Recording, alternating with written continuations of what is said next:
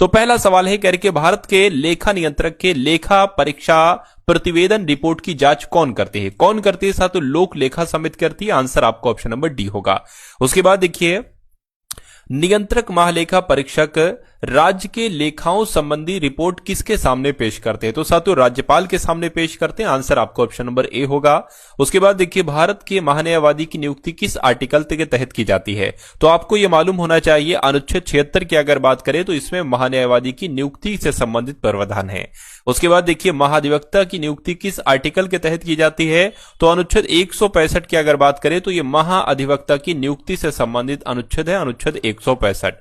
उसके बाद देखिए, राज्यपाल नियुक्ति होने के लिए अर्हताएं किस अनुच्छेद से संबंधित हैं? तो राज्यपाल की नियुक्ति के लिए जो अर्हताएं होती हैं, इस बात का जिक्र साथियों अनुच्छेद 157 में कहा गया है। किसमें? अनुच्छेद 157 आपका जवाब हो जाएगा। संविधान आपके लिए बहुत इंपॉर्टेंट है। सबसे ज्यादा सवाल जो पूछे जाएंगे वो संविधान यानी कि पॉलिटी के ही पूछे जाएंगे। चलिए, राज्यपाल के पद के लिए शर्तें किस अनुच्छेद से संबंधित हैं? तो राज्यपाल के पद के लिए जो शर्तें हैं ना, ये अनुच्छेद 158 में। किसमें साथियों? अनुच्छेद 158 में है। आंसर आपका ऑप्शन नंबर ए होगा। राज्यपाल द्वारा शपथ या प्रतिज्ञान किस अनुच्छेद से संबंधित है? तो आपको यहां पर अगर बात करें साथियों आपके जवाब की, तो राज्यपाल द्वारा शपथ या प्रतिज्ञान, जो शपथ लेते हैं राज्यपाल, इस बात का जिक्र अनुच्छेद 159 में कहा गया है। महाधिवक्ता की नियुक्ति किसके द्वारा की जाती है साथियों? तो महाधिवक्ता की नियुक्ति राज्यपाल के द्वारा की जाती है। आंसर आपको ऑप्शन नंबर ए होगा। उसके बाद देखिए, अच्छा यहां पर मैंने तो आपसे ये पूछ लिया, महाधिवक्ता की नियुक्ति किसके द्वारा की जाती है? महान्यायवादी की नियुक्ति किनके द्वारा की जाती है? एक बार कमेंट में आप लोग मुझे बताइए। पंचायती राज को संवैधानिक दर्जा किस संशोधन द्वारा दिया गया था? तो आपको ध्यान रखना है साथियों, 73वां संविधान संशोधन जो था, संवैधानिक दर्जा साथियों किस संशोधन के द्वारा दिया गया था? तो 73वें संविधान संशोधन के द्वारा ही पंचायती राज को संवैधानिक दर्जा दिया गया था। उसके बाद देखिए, कुछ आकस्मिकताओं में राज्यपाल के कर्तव्यों का निर्वहन किस अनुच्छेद से संबंधित है? तो साथियों अनुच्छेद 160 से संबंधित है। कुछ आकस्मिकताओं में राज्यपाल के कर्तव्यों का जो निर्वहन है, ये अनुच्छेद 160 से संबंधित है, ये आपको ध्यान रखना। उसके बाद देखिए, कुछ मामलों में दोनों सदनों की संयुक्त बैठक किस अनुच्छेद से संबंधित है? तो ये अनुच्छेद किससे संबंधित है आपसे पूछा जा रहा है? अनुच्छेद 108 से संबंधित है। दोनों सदनों की संयुक्त बैठक का जिक्र जो है वो अनुच्छेद 108 में किया गया है। भारतीय संविधान का कौन सा अनुच्छेद मंत्री परिषद की नियुक्ति और अयोग्यता का वर्णन करता है? तो आपको मालूम होना चाहिए साथियों, अगर हम बात करते हैं अनुच्छेद 75 की, 375 नहीं है, अनुच्छेद 75 में साथियों मंत्री परिषद की नियुक्ति और अयोग्यता का वर्णन किया गया है, ये आपको याद रखना है। भारतीय संविधान का कौन सा अनुच्छेद राज्य को राज्य का सार्वजनिक सेवाओं में न्यायपालिका को कार्यपालिका से अलग करने के लिए कदम उठाने का निर्देश देता है? तो ये कोई और नहीं, अनुच्छेद 50 है। भारतीय संविधान का अनुच्छेद 50 जो है ना, ये राज्य को राज्य की सार्वजनिक सेवाओं में न्यायपालिका को कार्यपालिका से अलग करने के लिए कदम उठाने का निर्देश देता है। राज्यसभा के गठन की अगर हम बात करें तो साथियों राज्यसभा का गठन कब किया गया था? 3 अप्रैल 1952 को राज्यसभा का गठन किया गया था। केंद्र सरकार के लेखांकन कार्य से सीएजी को कब अलग किया गया, ये आपसे यहां पर पूछा जा रहा है, मुझे बताइए। तो 1976 में अलग किया गया। केंद्र सरकार के लेखांकन कार्य से सीएजी को कब अलग किया गया? 1976 में अलग किया गया। उसके बाद देखिए, अगला सवाल आपकी स्क्रीन पर है। आपसे कहा जा रहा है साथियों कि संसद में कौन से 2 सदन होते हैं? तो संसद में लोकसभा और राज्यसभा होती है। और ऐसा कहां पर लिखा हुआ है? ऐसा ऑप्शन नंबर ए में लिखा हुआ है। त्रिस्तरीय पंचायत प्रणाली का सुझाव किस समिति ने दिया था? तो किस समिति ने दिया था साथियों? बलवंत राय मेहता समिति ने दिया था त्रिस्तरीय पंचायत प्रणाली का सुझाव। राइट आंसर आपका ऑप्शन नंबर ए होगा। संसद का वर्णन संविधान के किस भाग में किया गया है, ये आपसे पूछा जा रहा है। तो आप लोग यहां पर ये ध्यान रखेंगे, भाग 5 में किया गया है साथियों संसद का वर्णन। आंसर आपका ऑप्शन नंबर बी है। भारतीय संविधान के निम्नलिखित में से कौन सा अनुच्छेद राज्यपाल को अध्यादेश जारी करने की शक्ति देता है? तो वो कौन सा अनुच्छेद है? वो अनुच्छेद है 213, जिसके तहत राज्यपाल अध्यादेश जारी करते हैं। राष्ट्रपति जो अध्यादेश जारी करते हैं वो अनुच्छेद 123 के तहत करते हैं। उसके बाद देखिए, अनुच्छेद राज्यों के राज्यपाल से संबंधित है। कौन से अनुच्छेद की बात चल रही है? अनुच्छेद 153 की बात चल रही है। ये अनुच्छेद राज्यों के राज्यपाल से संबंधित होता है। विधान परिषद की सदस्यता के लिए न्यूनतम आयु सीमा क्या रहती है? तो न्यूनतम आयु सीमा साथियों 30 वर्ष की रहती है विधान परिषद की सदस्यता के लिए। उसके बाद देखिए, राज्यसभा के 1/3 सदस्यों के निवृत्त होने की अवधि क्या होती है? तो क्या होती है साथियों? प्रति 2 वर्ष होती है। राज्यसभा के 1/3 सदस्य रिटायर हो जाते हैं, सेवानिवृत्त हो जाते हैं प्रति 2 वर्ष बाद। उसके बाद देखिए, यदि लोकसभा के अध्यक्ष अपने कार्यकाल के है ना, यदि लोकसभा के अध्यक्ष अपने कार्यकाल के समाप्त होने से पहले अपना पदत्याग करना चाहे तो वह अपना त्यागपत्र किसको देंगे? तो लोकसभा के अध्यक्ष जो है ना, ये लोकसभा के उपाध्यक्ष को अपना त्यागपत्र देंगे। आंसर आपको ऑप्शन नंबर सी होगा। अगला देखिए, संविधान की कौन सी अनुसूची में विरोधी दल बदल अधिनियम से संबंधित प्रावधान शामिल हैं? तो आपको यहां पर याद रखना है 10वीं अनुसूची की अगर हम बात करें तो इस अनुसूची में विरोधी दल बदल अधिनियम से संबंधित प्रावधान शामिल हैं। संविधान का कौन सा अनुच्छेद मुफ्त कानूनी सहायता और समान न्याय प्रदान करता है? तो किसकी बात चल रही है? अनुच्छेद 39 के ए की अगर बात करें तो यह अनुच्छेद मुफ्त कानूनी सहायता और समान न्याय प्रदान करता है। आंसर आपका ऑप्शन नंबर सी होगा। उसके बाद देखिए भारत की, अब देखिए 25 सवाल आपके संविधान के हो गए, 25 सवाल हम लोग किसी और के देख ले रहे, उसके बाद 25 सवाल अदर सब्जेक्ट के देख लेते हैं। तो जो भी सब्जेक्टिव साथियों, सब्जेक्ट वाइज आपके इंपॉर्टेंट क्वेश्चंस बनते हैं, उनको मैं आपके लिए यहां पर लेकर आया हूं। तो बहुत ध्यान से इन सारे के सारे सवालों को आप लोग देखते जाइए बस। और अगर वीडियो को आपने लाइक नहीं किया तो वीडियो को लाइक कर दीजिए। चैनल पर अगर आप लोग नए हैं तो चैनल को भी आप लोग तुरंत सब्सक्राइब करके बेल आइकन पर क्लिक कर लीजिए। भारत की इनमें से कौन सी नदी डेल्टा नहीं बनाती? डेल्टा नहीं बनाती है कौन सी नदी? देखिए गंगा नदी बनाती है, गोदावरी महानदी बनाती है, लेकिन ताप्ती नदी नहीं बनाती क्योंकि ये एस्चुरी का निर्माण करती है। आंसर आपका डी होगा। किस नदी का स्रोत भारत के बाहर है? तो ब्रह्मपुत्र नदी की अगर बात करें तो इस नदी का साथियों स्रोत जो है ना, ये भारत से बाहर है, भारत से बाहर से आती है। ये आंसर आपका ए होगा। सूरत किस नदी के किनारे पर स्थित है आपसे पूछा जा रहा है, तो ये ताप्ती नदी के किनारे पर स्थित है। अगला देखिए, बांधवगढ़ राष्ट्रीय उद्यान किस राज्य में स्थित है? तो ये मध्य प्रदेश में स्थित है, बांधवगढ़ राष्ट्रीय उद्यान। अगला देखिए, निम्नलिखित विकल्पों में से भारत का सबसे व्यस्त अंतर्राष्ट्रीय बंदरगाह कौन सा है? तो मुंबई बंदरगाह ही भारत का सबसे व्यस्त अंतर्राष्ट्रीय बंदरगाह है। अंडमान निकोबार द्वीप समूह में गद्दीदार चोटी यानी कि सैडल पीक ये कहां पर स्थित है? तो ये उत्तरी अंडमान में स्थित है। सैडल पीक जो है ना, उत्तरी अंडमान में स्थित है। अगला देखिए, भारत का क्षेत्रफल पाकिस्तान से लगभग सातु कितने गुना बड़ा है? तो मैं कहूंगा 4 गुना बड़ा है। भारत का क्षेत्रफल पाकिस्तान से 4 गुना बड़ा है, आपको ध्यान रखना है। भारत में सबसे ऊंची चोटी कौन सी है? तो भारत में सबसे ऊंची चोटी K2 गॉडविन अस्थिन है। आंसर आपका ऑप्शन नंबर डी होगा। उसके बाद देखिए, सबरीमाला निम्नलिखित में से किस राज्य में स्थित है? तो सबरीमाला पता कहां पर है? केरल में स्थित है। भारत का सबसे बड़ा संघ राज्य क्षेत्र कौन सा है? तो ये तो आपको मालूम होना चाहिए, अंडमान निकोबार द्वीप समूह ही भारत का सबसे बड़ा संघ राज्य क्षेत्र है। कुल्लू घाटी किसके बीच स्थित है? तो कुल्लू घाटी की अगर बात करें तो यह लद्दाख और पीर पंजाल के बीच स्थित है। सही जवाब आपका ऑप्शन नंबर ए होगा। उसके बाद देखिए, भारत में निम्नलिखित में से कौन सा शहर स्वर्ण चतुर्भुज मार्ग नेटवर्क में नहीं आता है? तो कौन सा नहीं आता है सातु? कोलकाता, मुंबई, दिल्ली तो आता है, लेकिन चंडीगढ़ नहीं आता है। अब नहीं आता है तो यही आपका जवाब होगा। सियाचिन ग्लेशियर पर विवाद किसके बीच है? तो किसके बीच है सातु? भारत पाकिस्तान के बीच है। और ऐसा कहां पर लिखा हुआ है? ऐसा आपका ऑप्शन नंबर सी वाले में लिखा हुआ है। उसके बाद देखिए, अगला सवाल है, कह रहे कि तुईरियाल हाइड्रो पावर प्रोजेक्ट ये किस राज्य में स्थित है? तो ये किस राज्य में स्थित है साथियों? ये मिजोरम में स्थित है। मिजोरम आपके सवाल का बिल्कुल सही जवाब होगा। उसके बाद देखिए, यूरोपा किसका प्राकृतिक उपग्रह है? तो ये साथियों बृहस्पति का एक प्राकृतिक उपग्रह है। इसका नाम क्या है? यूरोपा इसका नाम है। उसके बाद देखिए, कौन सा राज्य बावड़ियों के लिए प्रसिद्ध है? तो बावड़ियों के लिए प्रसिद्ध है आपसे पूछा जा रहा है। मैं कहूंगा गुजरात राज्य की जब हम बात करते हैं तो ये राज्य बावड़ियों के लिए प्रसिद्ध है। आंसर आपका बी होगा। उसके बाद देखिए, पर्वतों का सागर सातु किसे कहा जाता है? पर्वतों का सागर, पर्वतों का सागर कहा जाता है ब्रिटिश कोलंबिया को। ब्रिटिश कोलंबिया कहां पर है? ऑप्शन नंबर बी वाले में है। उसके बाद देखिए, अगला सवाल, सूर्य का अनुमानित व्यास पृथ्वी के व्यास से कितना गुना बड़ा है? तो 109 गुना बड़ा है। सूर्य का अनुमानित व्यास जो है ना, पृथ्वी के व्यास से 109 गुना है। आंसर आपका ऑप्शन नंबर बी होगा। गैंडे के लिए प्रसिद्ध अभ्यारण्य कौन सा है और यह किस राज्य में स्थित है? तो कौन सा है साथियों अगर आपसे पूछा जाए तो काजीरंगा राष्ट्रीय उद्यान आपको बताना है। और ये कहां पर स्थित है? तो ये असम में स्थित है। निम्नलिखित में से किसे 1000 झीलों का देश कहा जाता है? तो 1000 झीलों का देश तो साथियों फिनलैंड देश को कहा जाता है। राइट आंसर आपका ऑप्शन नंबर ए होगा। सौर मंडल का सर्वाधिक गर्म ग्रह है, तो सौर मंडल का सर्वाधिक गर्म ग्रह की अगर बात करें कौन सा है साथियों? शुक्र है। तो शुक्र आपके सवाल का जवाब होगा।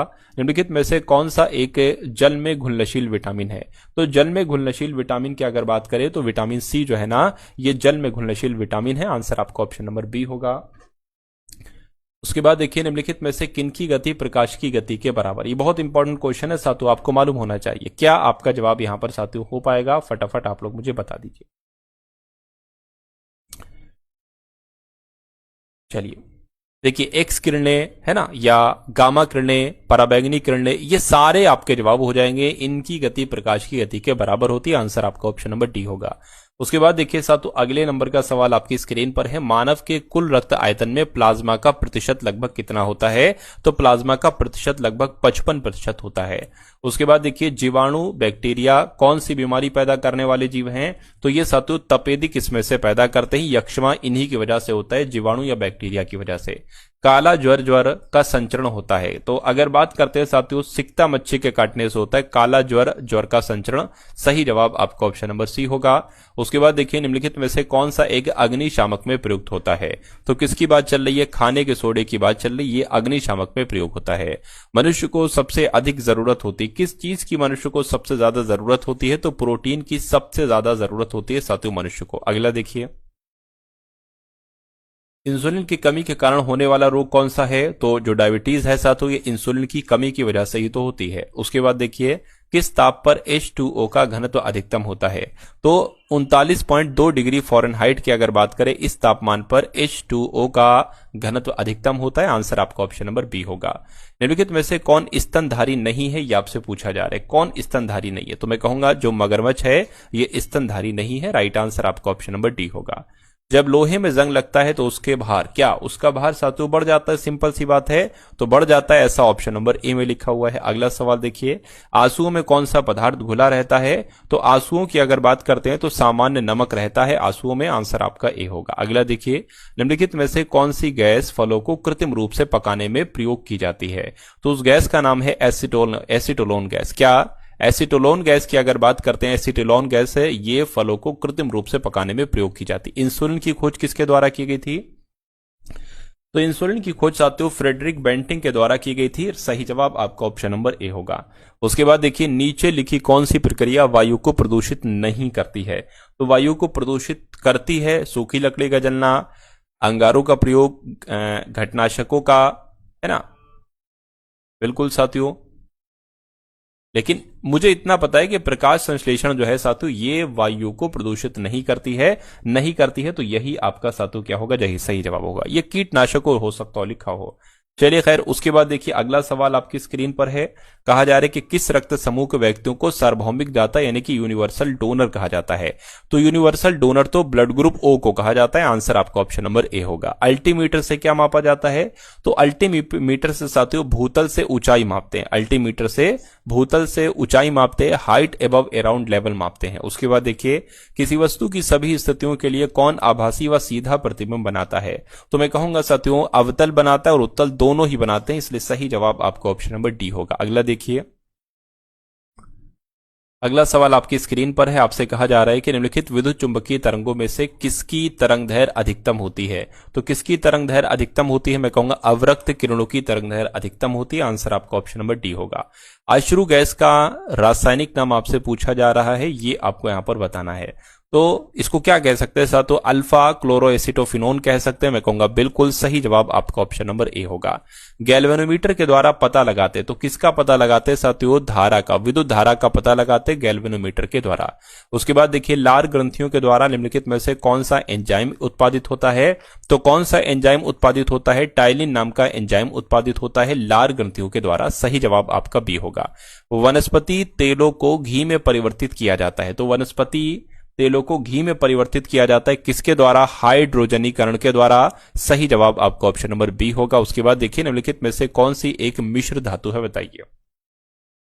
तो अगर बात करते हैं साथियों जो स्टील है ना, ये क्या है? ये एक मिश्र धातु है। आंसर आपका बी होगा। निम्नलिखित में से कौन बायोगैस या गोबर गैस का एक प्रमुख घटक है? तो अगर बात करते हैं इसमें से जो मीथेन है ना, ये साथियों बायोगैस यानी कि गोबर गैस का एक प्रमुख घटक है। आंसर आपका डी होगा। इंदिरा सैन्य अभ्यास ये भारत और किस देश के बीच किया जाता है?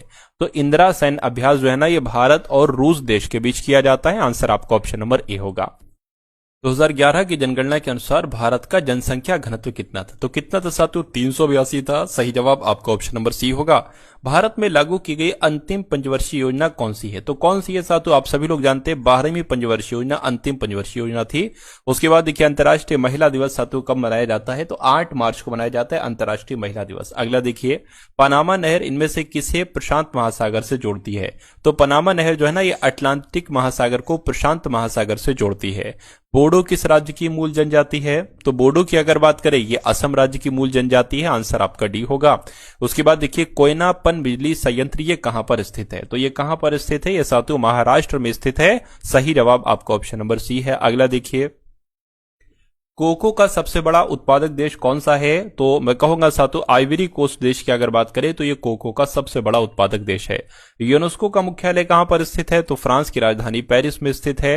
निक्सन गोल्ड कप किस खेल से संबंधित है? तो ये साथियों फुटबॉल के खेल से संबंधित है, निक्सन गोल्ड कप। अगला देखिए, सूर्य के प्रकाश को पृथ्वी तक पहुंचने में लगभग कितना समय लगता है? तो मैं कहूंगा 8 मिनट का समय लगता है। उसके बाद देखिए, किसने कहा था दिल्ली अभी दूर है? तो ये बात साथियों निजामुद्दीन औलिया साहब ने कही थी, यानी कि इनका कथन है दिल्ली अभी दूर है।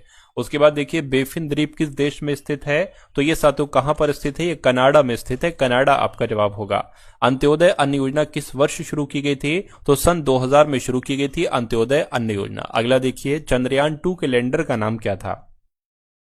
तो विक्रम नाम था चंद्रयान 2 के लैंडर का नाम। इनमें से कौन सा शहर गंगा नदी के तट पर स्थित नहीं है? तो गंगा नदी के तट पर स्थित नहीं है। कानपुर है, पटना है, हरिद्वार है। लखनऊ की अगर बात करें तो ये गोमती नदी के तट पर स्थित है, ये आपको ध्यान रखना है।